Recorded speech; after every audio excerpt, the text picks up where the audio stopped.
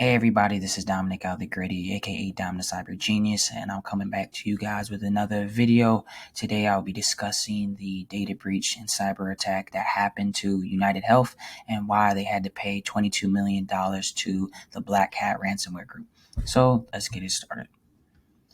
As you know, last month, Change Healthcare, which is, I believe, a subunit within United Health Group, they were bought by United Health, which is the second largest healthcare operator in the U.S. They were bought by them, and Change Healthcare last month discussed and disclosed that they suffered a cyber attack. And because of it, United Health had to pay cyber criminals $22 million worth of cryptocurrency to actually be able to, regain access to its systems.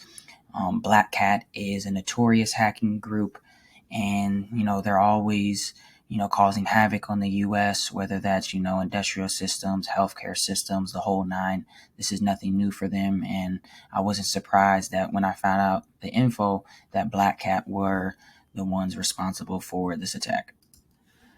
Black Cat is located in Russia, so there's no surprise there. As I actually scrolled down, throughout the article, it just discussed, how much money was actually sent. It looks like 350 Bitcoins were sent to the threat group's Bitcoin address or cryptocurrency address. So it proves that, hey, it actually got sent. As I scroll down and we get to the part that, talks about, the Change Healthcare, obviously I was saying that, last month, this is when they disclosed the attack. They also said that Black Cat was the ones that claimed responsibility, like I was saying earlier, but they also exfiltrated over 6 terabytes of data in the attack against Change Healthcare. So think about all the sensitive information that's within a hospital or just a healthcare organization. This is people's names, addresses, illnesses, what medicines they take, their relatives, what they look like, right? Their biometrics, their blood, all that type of stuff that's personal identifiable information. All that stuff is very sensitive, and if it gets into the wrong hands, it can get leaked and can cause mass destruction amongst citizens of the United States, whether that's identity theft, whether that's getting the information sold and put on the dark web, or physical harm to people because now threat actors know where some people live and things of that nature. Or even worst case scenario, what if the threat actor gains access to the hospital servers, and then now they're able to change people's medicines and change what people get and not get. And that's like the worst scenario. I'm someone who kind of thinks about the craziest things that could happen. I don't know the likelihood of that happening, but that is an option if it were to actually happen. He did say the attack has prevented some U.S.-based pharmacies and hospitals, as well as other healthcare facilities and offices, from processing claims and receiving payments. I know that they did say because of the attack, their payment systems were down. In a statement to CRN last week, they said United Health said it has seen minimal reports of patients being able to access prescriptions, but I will pull up another article in a moment talking about some, people within the U.S. that were actually affected by this. And they also said, in part, this is because more than 90% of U.S.-based pharmacies are believed to use modified electronic claim processing to mitigate impacts from the Change Healthcare cybersecurity issue. So that's why they're saying they're only seeing minimal reports. Now I'm going to take you guys to the other article that I found. Here is another article that I found about NBC. These are just some of the actual citizens and people that were affected by, this. There was a woman that said that, she and her husband rely on a discount card to afford his medicines, which is insulin. The husband has type 2 diabetes and a little bit of, heart issues. And because of it, she needs this specific medicine for him.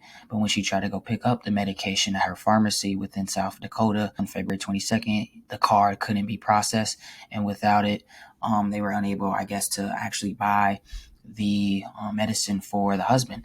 And if they were to pay for it out of their own pockets, it would have cost them hundreds of dollars. And, with COVID, happening a few years ago, and just the market overall, there's not a lot of money to actually go around for certain people. And a lot of people, are in desperate times right now. So because of it, this is why, these type of things getting cut off can have major consequences for people, and even, death. That's one of the scariest things too when it comes to healthcare incidents. Threat actors may not care, but some healthcare incidents, or all of them, depending on the severity, can cause, people to lose their lives, whether that's people missing out on emergency services, emergency surgeries, or even not being able to get their medicine at a specific date. And that can cause, a bunch of, crazy things to happen, and things we wouldn't wish on even our worst enemies at that point. Another issue that they were saying, let me scroll down. Another lady, I believe, said that she was 73. She has breast cancer. She's, lives in Florida. She was saying that without her insurance, it would cost her $16,000 without it. That's crazy. Like, I'm pretty sure someone at that age, they may not be able to afford $16,000, and having that just a month is outrageous. And because you can't access, your insurance, or your insurance isn't going through for specific meds, and now you can't take them, which is crazy. That's crazy to just, think about. She's saying that, she needs certain, not necessary drugs, but she needs certain things and medications to be able to, keep up with herself and make sure that she's staying alive. And without it, she would have to pay thousands of dollars. And that's unfair to, no one. And that's just some of the things that have been going on, as far as people not being able to get their medicines, people not being able to, do, process payments, different things of that nature. So this cyber attack has put a lot of people in a pamper situation. As you scroll down, there's some other quotes in here. There's another person that was saying that they were saying that this person, Dr. Christine Meyer, owns an internal medicine practice in Pennsylvania, and saying that her office submits up to $600,000 a month in claims, but was offered a monthly loan of $4,000. And amid this sudden halt in revenue, Meyer said that the small offer was an emotional slap in the face. Her practice is manually submitting some claims to insurance websites. She said, and her staff printed around 1,000 paper claims and FedExed them to Medicare. The next thing, they had them do was to start cutting expenses, stop buying supplies and vaccines, and reduce, their staff, then reduce their hours, and then, God forbid, just shut our doors. So that's just one of the crazy things, is that people that rely on these medications, or rely on, submitting claims for people, and now they can't do that. And because of it, it can even cause people to, close their doors and not be able to open. And then that leaves more people unemployed and, without, whatever it is that they need to do to survive. And as I scroll down, and you see certain stats regarding Black Cat Ransomware Group, what they were doing. One big thing I see is that in total last year, victims of cybercrime sent a record $1 billion in extortion payments to ransomware criminals. And that's crazy. I believe even if you took the amount of money within cybercrime and calculated it as a country, I believe it's third. It's ranked third in all the countries, behind, I believe, US and China. That's another crazy thing to think about, and that's another topic for, another day. But just to wrap up the article, they did say Change Healthcare, obviously is a very attractive target because it does run critical infrastructure, but that's kind of what all hospitals do. They are running critical infrastructure. It just depends on the size of, the actual hospital. Since it is under, United Health, that's why they're going to be more attractive, because that United Health is, the second largest hospital or healthcare company in the world, or in the U.S., quote me on that. Noonan also said United Health needs to address whether patients' personal information has been compromised. I guess we haven't seen any, of that so far. They did say 6 terabytes of data were stolen. So I don't know if, part of that, 6 terabytes were personal information. They also said, they called for, the federal government to require mandatory minimum cybersecurity for all critical sectors, including healthcare. And one last thing I want to leave, for you guys before we wrap up the video is just some alarming healthcare stats. This is why healthcare is one of the most attractive targets, due to a lot of vulnerable systems within the infrastructure. So here are some stats that I'm going to relay back to you guys that, is concerning when it pertains to healthcare. include that 48% of nurse call systems have unpatched common vulnerabilities and exposures.